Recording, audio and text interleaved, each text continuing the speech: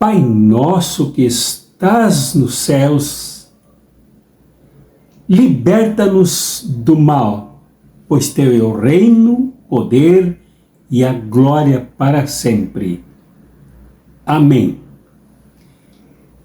Saúdo a vocês todas, a vocês todos com muita fraternidade, com muito carinho e agradecido pela presença de vocês, pelas colaborações que vocês dão ao digitarem aqui o like, os likes no plural, né? Ao se inscreverem no canal, ao comentarem as reflexões do Evangelho. Há comentários aqui muito nobres, muito significativos e enriquecedores, e ao compartilharem também estas reflexões do Evangelho, essas interpretações do Evangelho que tentam contribuir com o nosso amadurecimento na fé.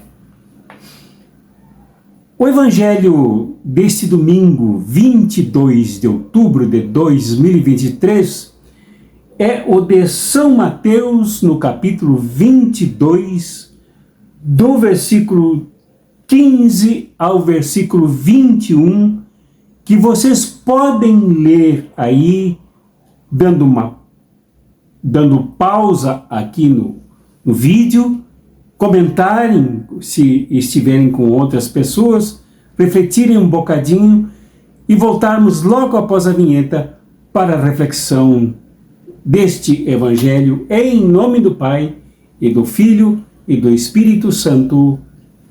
Amém.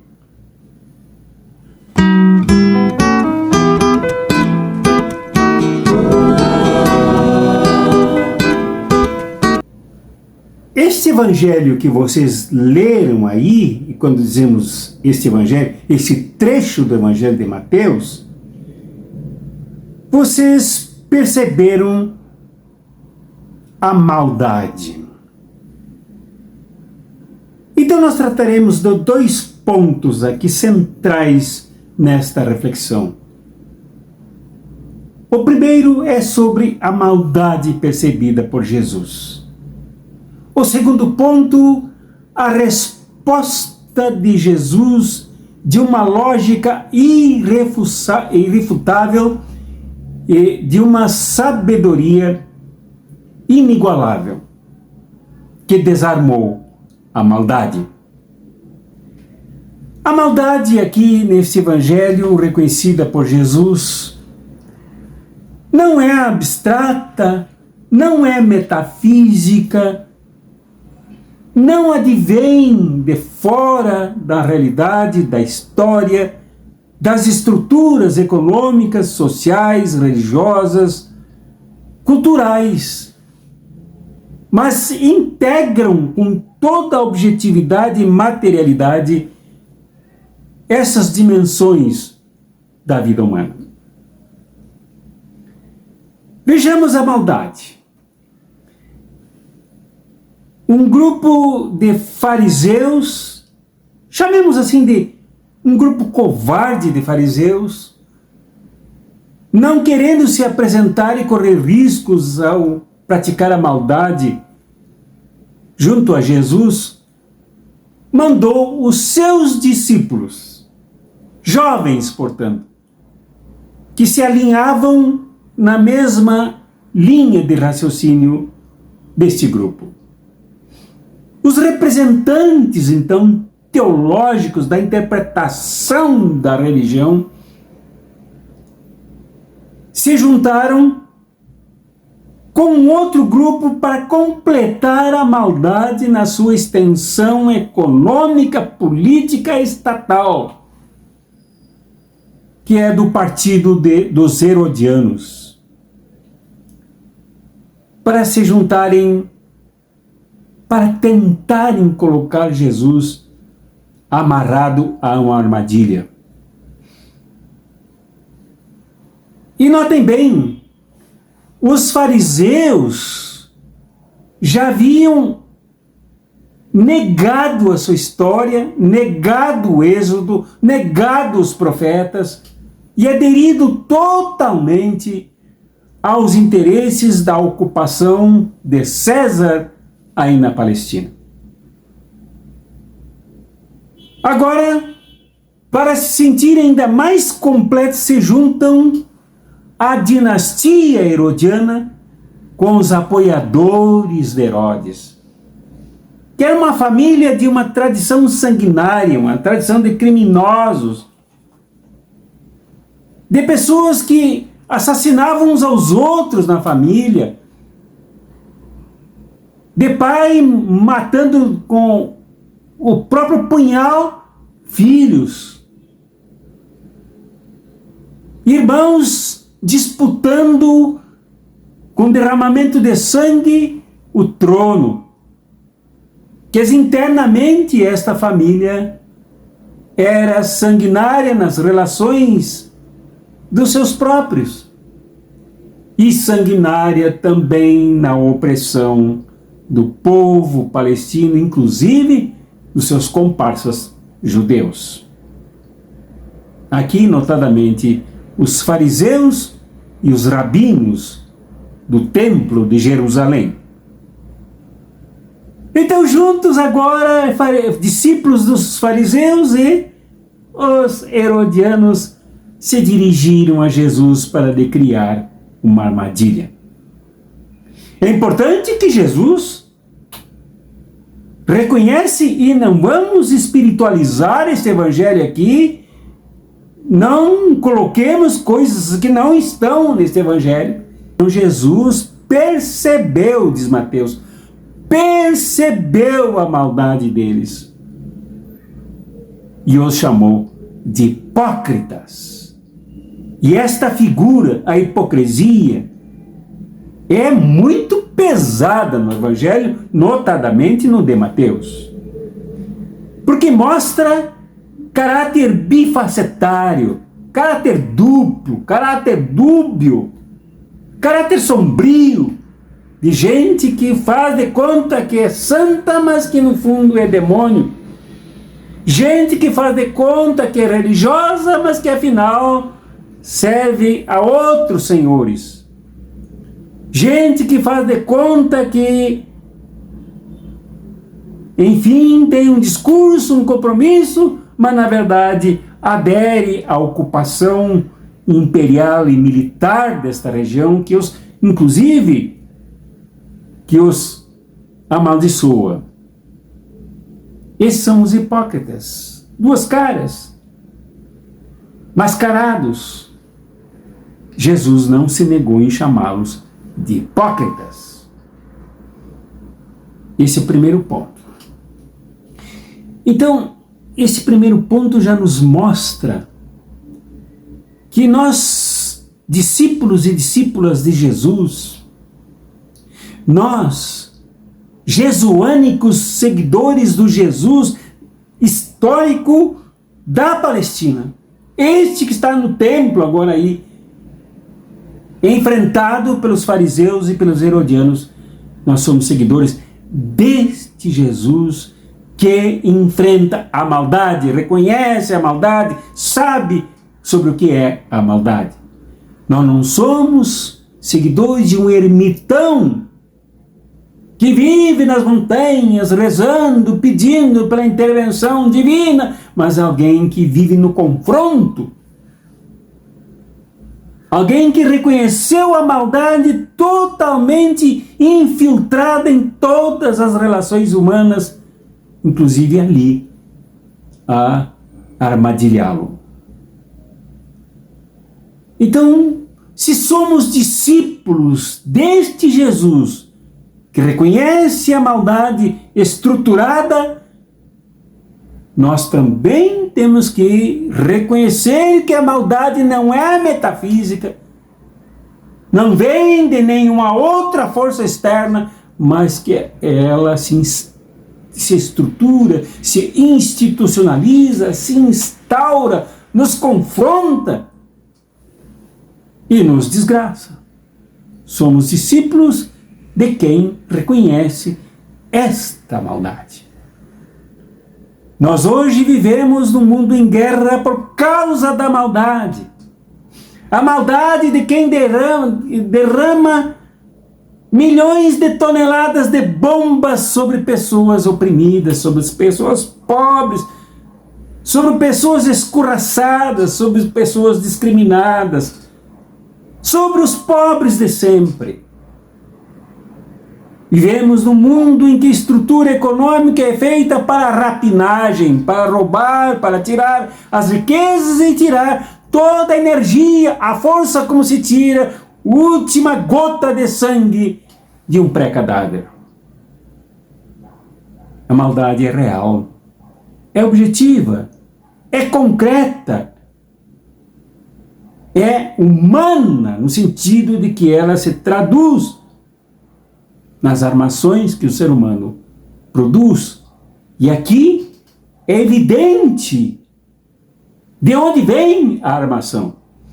A armação vem dos que apoiam o domínio do Império de César na Palestina a massacrar toda uma população.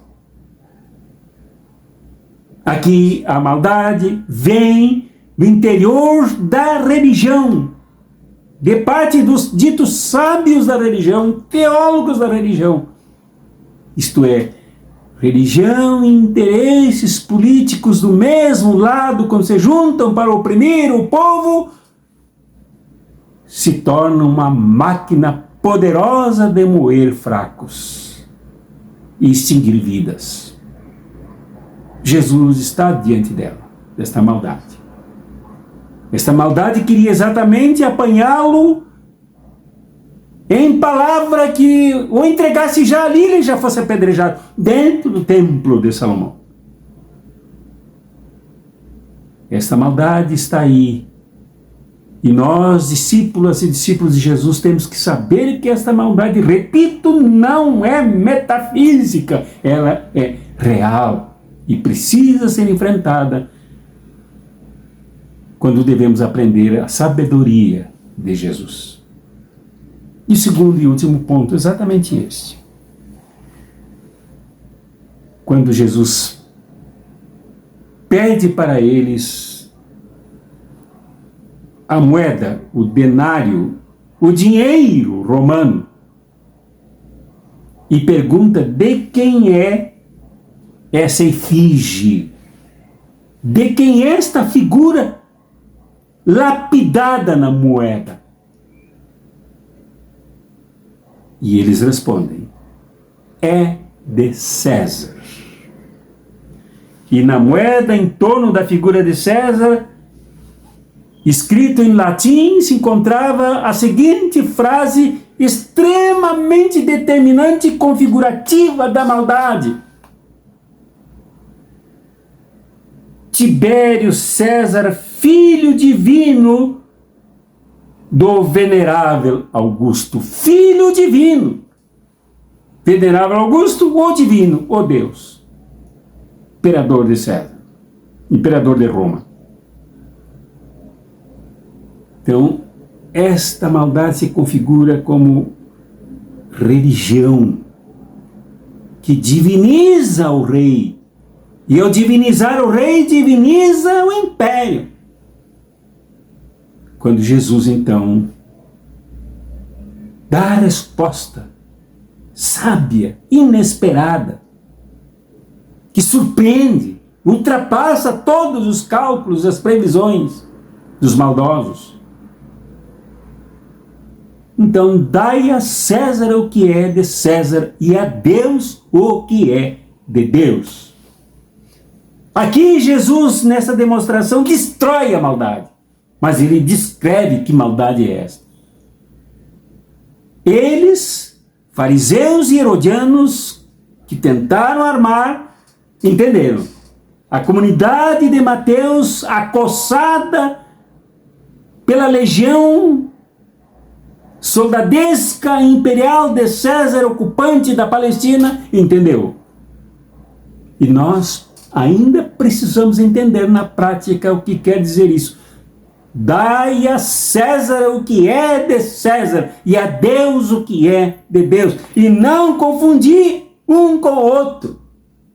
O que vem ocorrendo atualmente é uma confusão de um com o outro, uma superposição, deixando um que não deveria ser sobre o outro que deveria ser.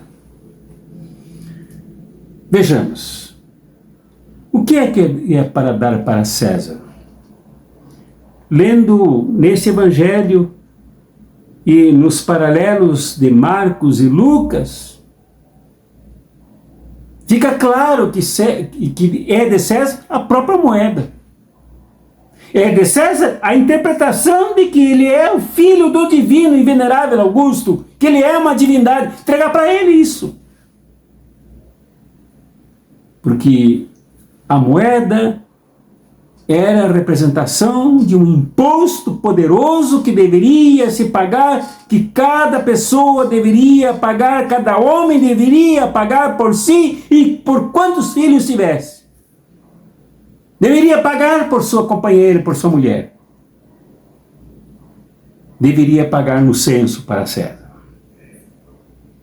De modo que esse imposto para sustentar um regime imperial militar de ocupação legiônica a região, massacrando os pobres e os humildes, que quando não podiam pagar, como já vimos em outras reflexões, eram sequestrados, presos, colocados em galeras para remar no transporte de riquezas para César,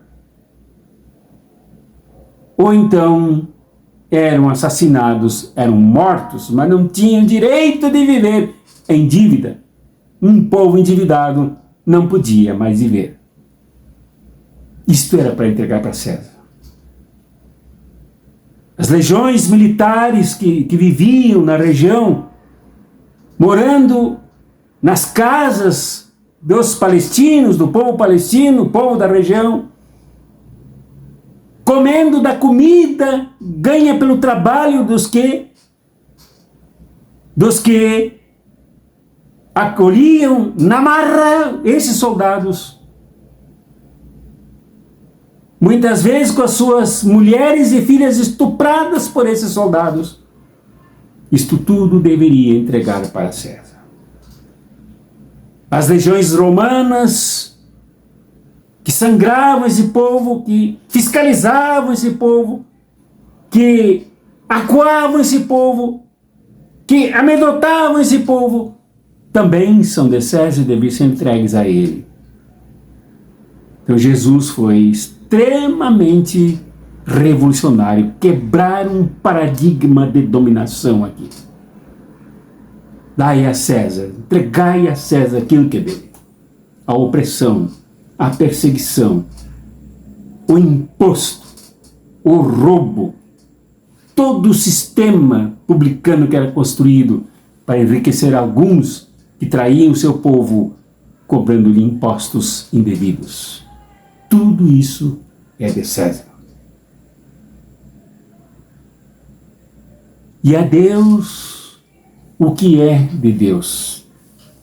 A Deus entregar de volta a sua imagem e semelhança. Aqui na moeda tem a imagem de César, que representa a dominação, o destroçamento de um povo, esfrangalhamento da aliança. Entregar para Deus as vidas humanas, que são a imagem e semelhança de Deus, para que as vidas humanas se libertem e vivam intensamente a vida do sopro que lhes foi dado nas narinas, Ruá. Entregar a Deus as terras que eram roubadas pelo Império Romano, dominador da região, para nelas obrigar os próprios moradores, trabalhadores palestinos a produzir e entregar mais de 50% para os invasores. Entregar para Deus, porque a terra é de Deus, já diz o Salmo, o Senhor é a terra e todos que nela habitam, e não de César, não do Império Romano, não dos dominadores, não dos destroçadores, não dos opressores. Mas a terra deve ser para a produção dos frutos, como descreve Gênesis, o jardim dentro do qual Deus colocou o ser humano. Tudo entregue para Deus. Eles não entenderam nada, ou como eu disse no começo, entenderam tudo e se calaram. Porque a sua maldade não prosperou com Jesus. Então nós somos seguidores deste Jesus, que manda libertar do mal, que manda entregar para Deus, que é Pai e Mãe, aquilo que é de Deus, para que ocorra o que diz o Sermão da Montanha, que nós já refletimos aqui, Mateus 5,